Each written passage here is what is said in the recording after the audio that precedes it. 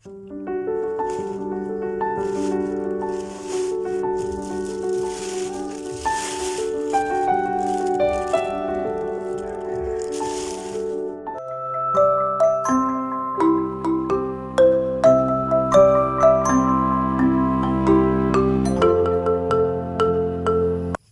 today's videos mga idol, ito na yung araw na pinakahihintay natin.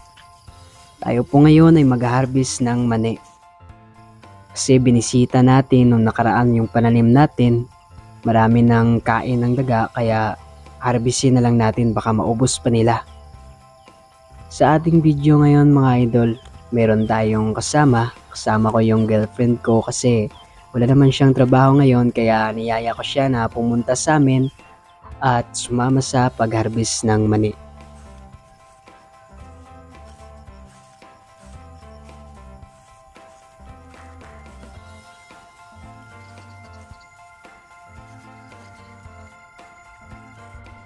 Tanggalin muna natin yung harang na aming nilagay dito kasi maraming mga hayop na pumapasok sa aming mga pananim at masisira yung mga pananim namin kapag nakapasok sila, kaya nilagyan namin ng harang para di na sila makapasok.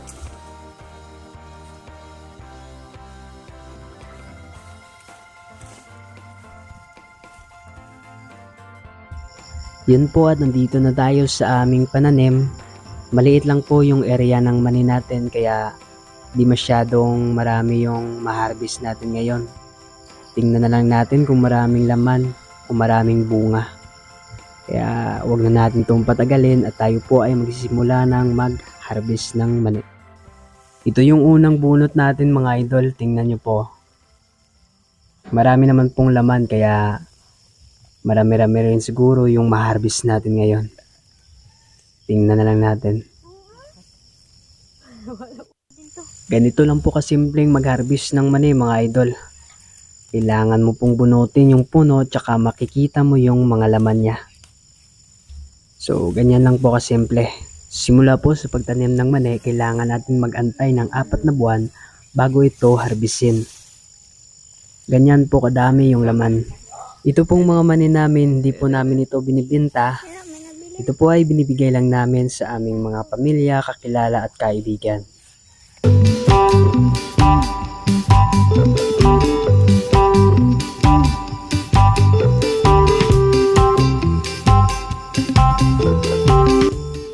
Di namin nakalain na ganito pala karami yung laman ng aming mani.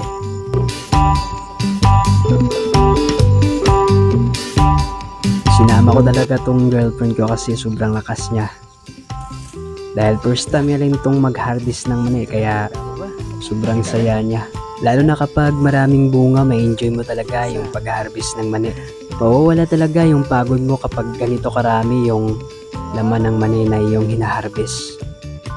Habang po kinukuha nila yung mga laman, ako naman po ay nagbubunot ng mga puno nito para madali po yung pag-harvest namin kasi sobrang init na dahil mataas na po yung araw bago kami nagsimula.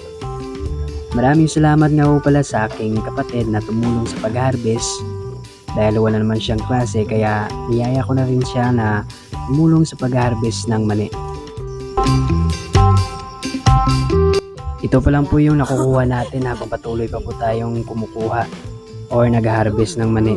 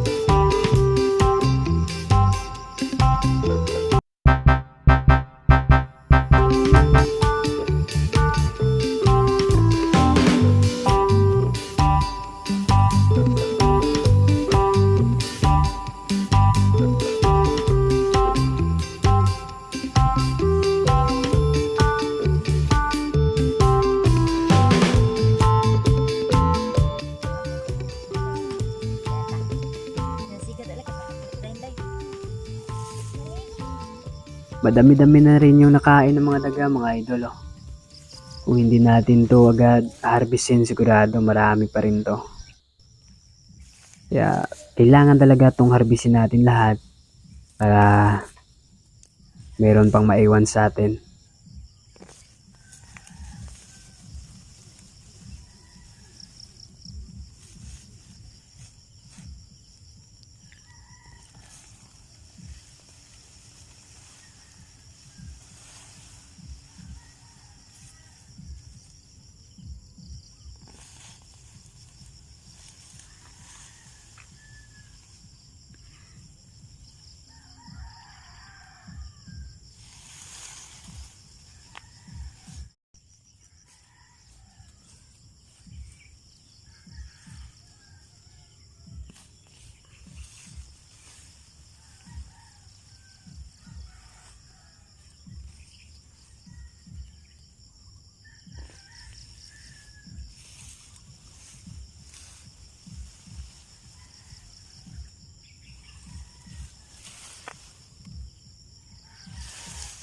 Okay na, friend?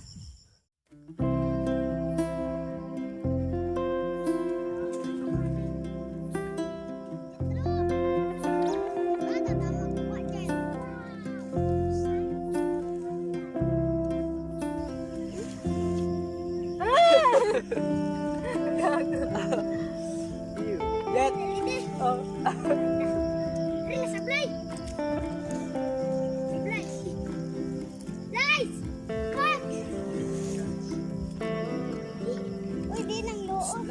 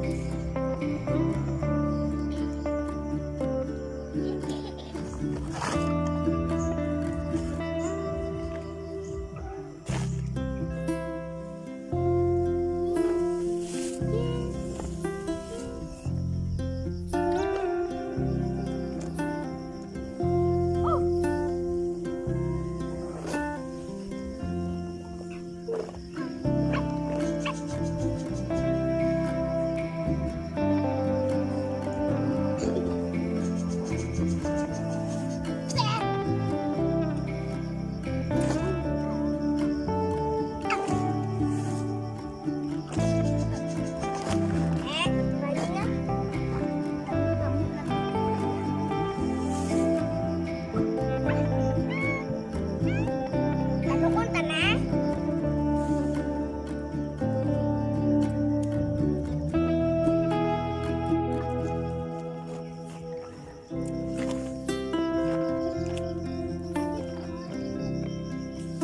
Kantik-kantik.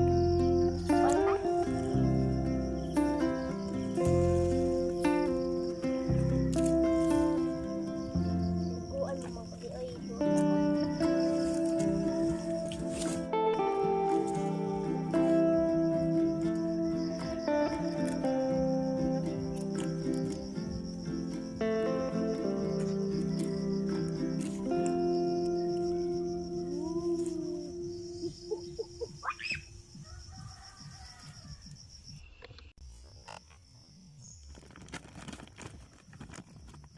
Kapoy na ko po anay. Ipadaan bangko na rin. Guys, pangwaan eh sa puno guys. Oh, lang na. Oh, ikaw pa dyan to. Kaya ko ang panon.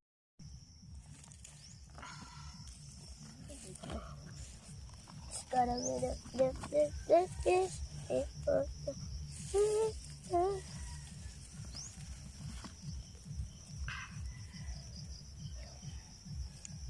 Uling pa ko. Dahil napuno na po yung lalagyan namin, kailangan na po namin umuwi. Dahil masyado nang mainit at mataas na yung araw. Hindi pa po kami tapos mag-harvest mga idol, kaya babalikan na lang po namin bukas. Dahil kung hindi natin to tapusin, baka tapusin po to ng mga daga. So, maliit lang yung harvest natin.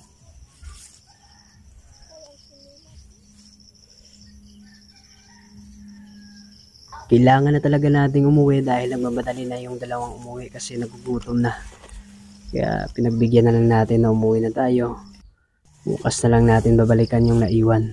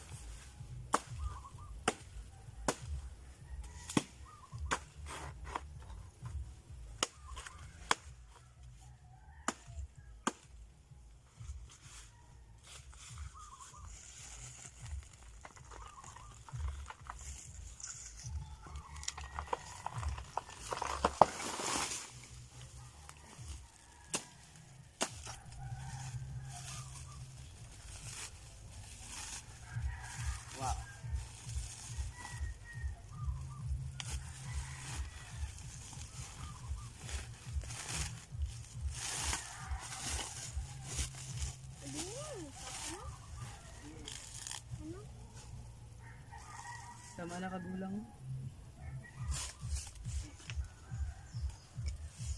Kubuon pa gaya. Kubuon ko na.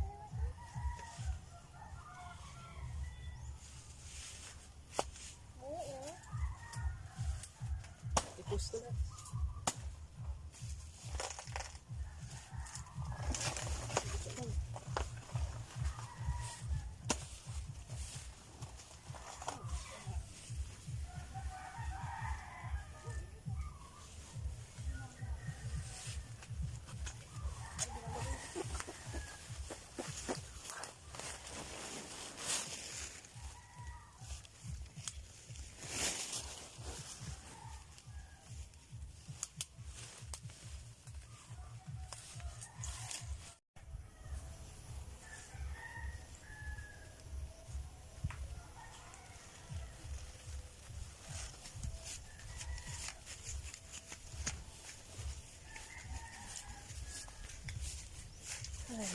Dahil nakarating na po kami sa aming bahay, kailangan muna natin itong linisin yung mani, tanggalin yung mga putik, tsaka natin lutuin.